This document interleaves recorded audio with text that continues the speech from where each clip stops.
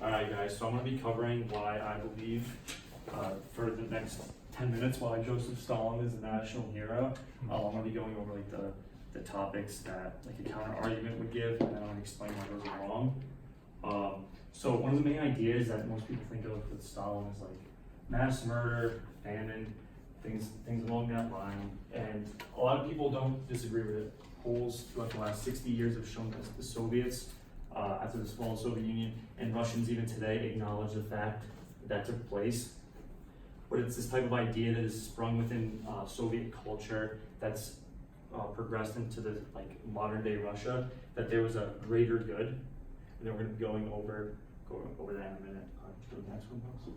All right, so the main argument that most people are going to give is by the time of industrialization up until about 1938 pre-war period, recognized after the beginning of the USSR that there was an urgent need for industrialization. So it was a rapid modernization that was through industrialization, where within a 12-year period they were almost caught up to England, Germany, France, world powers in Europe, which was exactly what Joseph Stalin wanted to match. For pictures, I use a lot of propaganda photos, because why not? Propaganda is the best.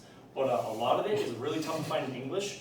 But this one basically summarized that Joseph Stalin and Lenin are leading the way in industrialization. It was kind of just talking about this little section was leading the way, and it's really tough to read.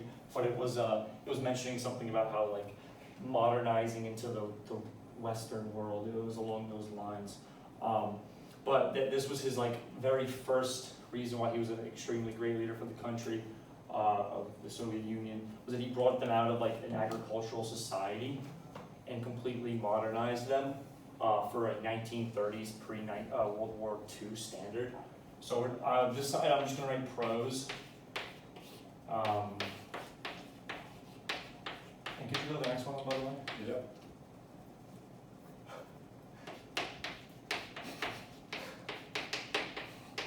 The next one that I want to be talking about is the agricultural system. It was called collectivism, where essentially the state took control of private, small groups of farmlands and made it one giant state-run farm. This is a huge argument that my opponent will probably have, that I'm guessing about. The problem with collectivism that arose in the 1930s was that a lot of people died of famine. When the state took over, there was a huge lapse. Poor agricultural conditions led to not a lot of produce being produced, which obviously if you don't have food, people die. When we look at this time period, a lot of people will just say this is Joseph Stalin's fault because of his policy, but this was not his fault. After the 1930s, the agricultural system was a complete success. And then when the war came in, obviously intermingling with other countries such as China, that helped out a lot. But when we're looking at this time period, it was an idea that has been brought up and debated for a long time, where it was a common good. Sometimes bad things happen. There's been genocides going out throughout the entire history of humanity. There's still going on today. And there's genocides going on in China currently. But nonetheless, Joseph Stalin was able to take control of this country and lead it in a progressive manner through collectivism, where he allowed his country to follow the proper communist model that was all for one for all in a sense. This is where Joseph Stalin really shines, in my opinion, where he really made himself a true leader for this country and showed off what he had in a sense. My opponent's argument for this is going to be very simple. He killed a ton of people. And by he, I mean the Soviet Union. And that's undeniable. And the problem is that none of us have ever experienced what went on the Eastern Front, where their entire country was invaded by the Nazis, and they were essentially pushed back to Moscow and Stalingrad, where through his policies, they eventually won the Battle of Stalingrad, which was, if you guys know, it was just basically the end of the Nazi regime. Most people advised him to give up the city of Stalingrad, but he was too stubborn to, and sometimes being stubborn can be a good thing. This is just propaganda at the time. This one, can't read it, sorry guys, but it is, when I was researching it, it was essentially like Stalin is leading the way.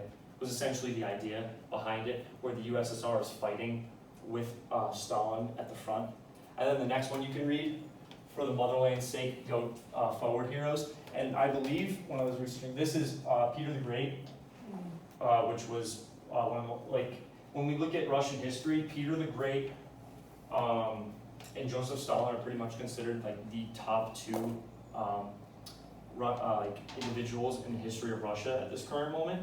But when we're looking at this time period, Joseph Stalin's policies from Stalingrad up until Poland were basically the scorched earth tactic, which he devised. He essentially didn't want the Germans to have any chance of using their resources. Pretty genius idea, where essentially crippled over time the Nazi regime and the army in the Eastern Front.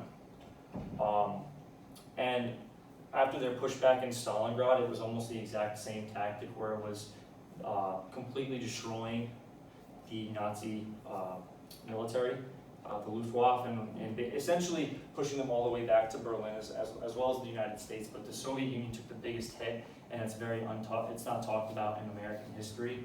And essentially his policy of not allowing them to gain one more inch in Stalingrad, that was his famous saying, not one more inch, allowed them to take the city back eventually, and then winning the Second World War. That's my section for right now, but I just kind of want to go over it again, like a 1 minute wrap. Obviously we weren't alive then, and in today's modern age, a lot of Russians are feeling a sense of nostalgia for a time where the USSR was the United States and the USSR. Today, Russia has like declined in world power. They're seen as like a corrupt nation, led by Putin, and the remnants of Stalin are leaving people in a state of nostalgia, where it's about 50% of people approve of what he did during his time, and they see what he did through genocides, and which has contributed to like the famine, which wasn't on him.